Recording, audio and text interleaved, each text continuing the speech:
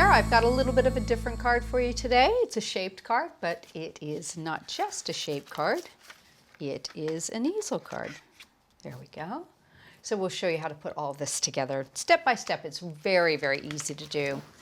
For today's card, we have loads of stuff here to show you.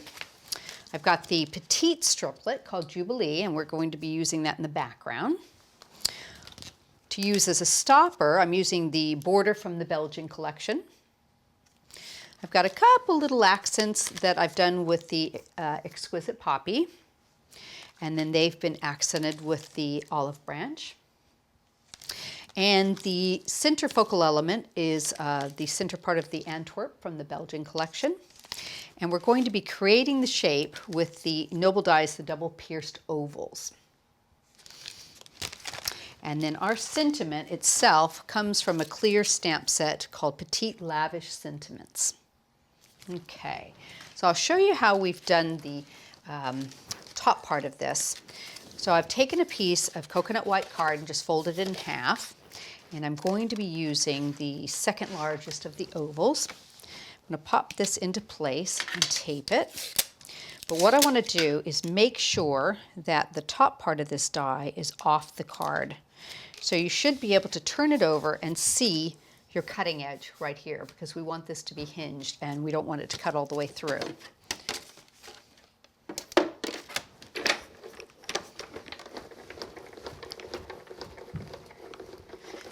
And you're cutting through two pieces of card, so it's going to be a little bit thicker. So check it just to make sure that we've cut. Looks as if we have. Take our tape off carefully. Pop that out. Get rid of that. Put that back onto our magnetic sheet. So now you should have one. The piercing holes have gone together here, so let me just poke this. Open it up. There we go.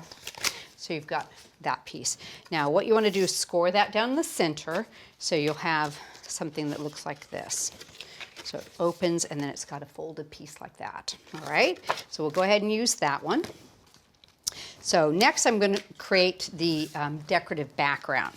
So I've used the Jubilee Striplet and I've just cut the insert, just the decorative piece, 5 times. Okay. So I'm going to cover the front of this, not the back, the front, with a self-adhesive sticky sheet. Make sure you've got a non-stick mat under you. And there's the front. Pop that right over. Give it a good push. Make sure it's well on there. And now we're going to flip that upside down, and I'm still going to use the backing, the waxy part from that, to make sure it's adhered really nicely. Okay, I'm bringing in my gilding flakes. Now this is Verdigris. I'm going to gild the back. Now all of that is exposed adhesive, so I'm going to pop a little into place. And we'll move it around with a piece of Rubit, Scrubit, and then we'll add some more as we need it.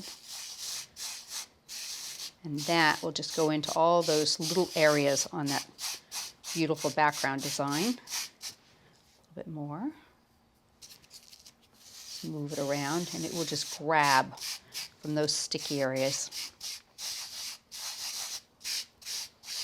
And you can use all those little bits to fill that in quite nicely.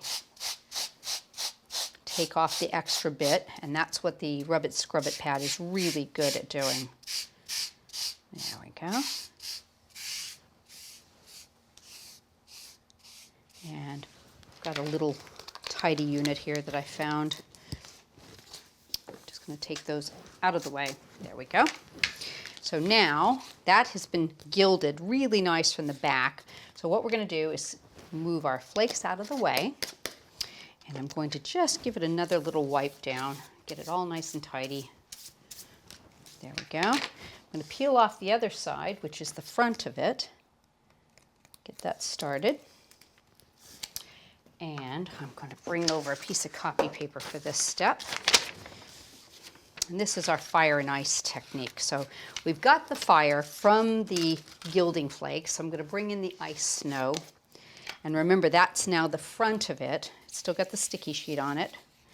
And we're just going to burnish the ice snow across the top of that for a really lovely effect.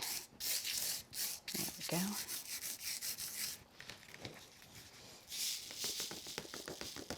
Take off all your extra bit. Okay. Pop that into place. Okay. Now, to make this a little more stable, because it's a little bit flimsy, I've just gone ahead and cut one of the ovals. So I'm going to spray it onto the oval and then trim around the excess and get it to kind of fit that one. And then we're going to add in a frame on top of it so the edges won't even show. So let's pop this out. I want to trim it just slightly smaller than that. Right under the edge of that should work nicely.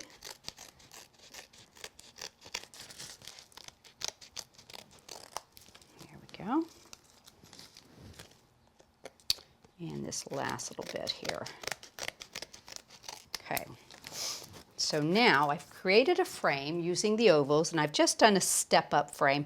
On this one I had it, the smaller one as the outer frame, and this one I have the outside as the taller frame. So I'm going to use a little bit of glue. Because I've got some ice snow on there, I've got to make sure that that's going to adhere very nicely. So I want to be sure and get some really good quality Cosmic Shimmer Dry Clear glue all the way around the edge so it sticks well. Anytime you have any kind of glitter product, mica, things like that, you do need to use glue with it. So give that a second. In fact, let's tidy that up.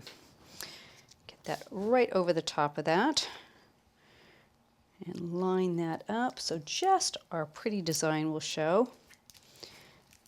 I'm going to give that a second to adhere, especially when you have a chunky glitter like this. It's going to take a second to set up. All right, so I'll tell you what we'll do. We'll move forward and come back to that. Hopefully by then it'll be nice and glued.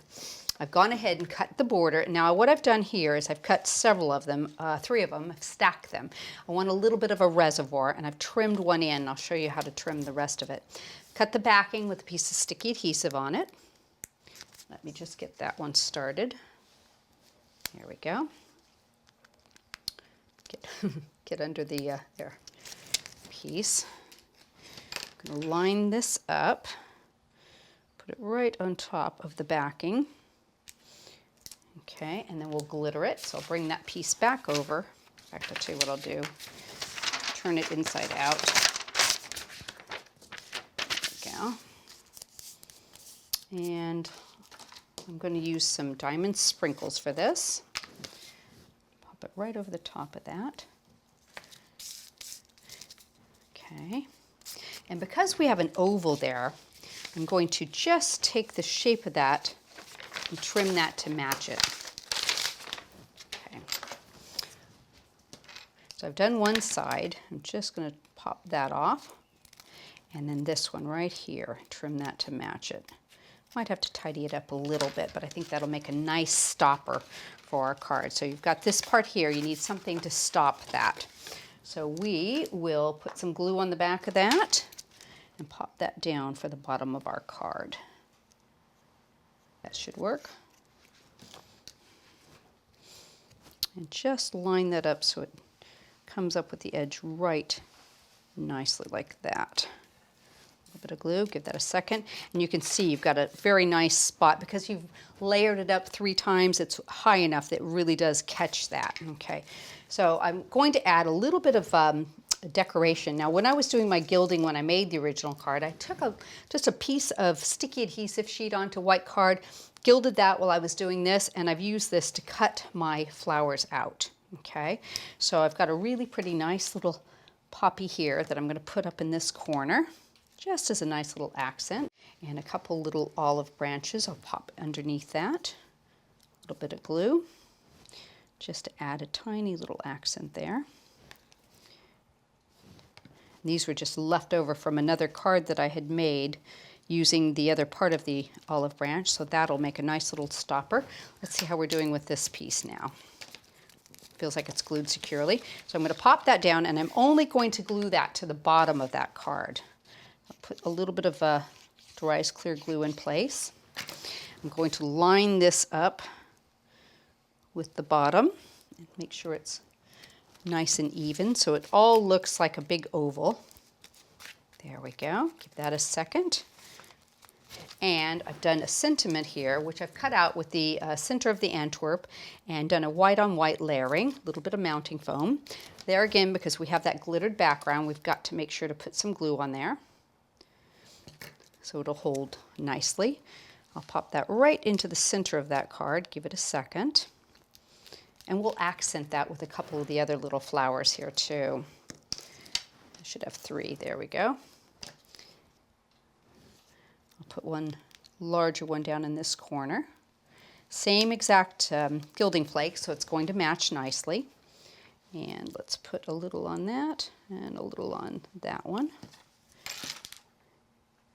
Pop this guy right there and right up on the top there.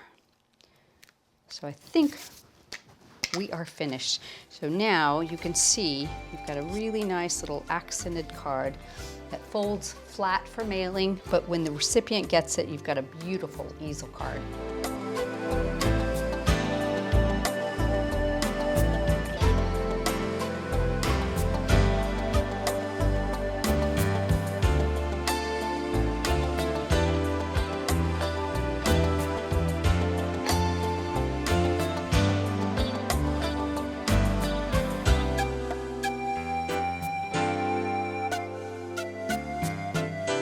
I hope you've enjoyed this. I've got so many more cards on my blog, which is www.partycraft.blogspot.com. Join us there.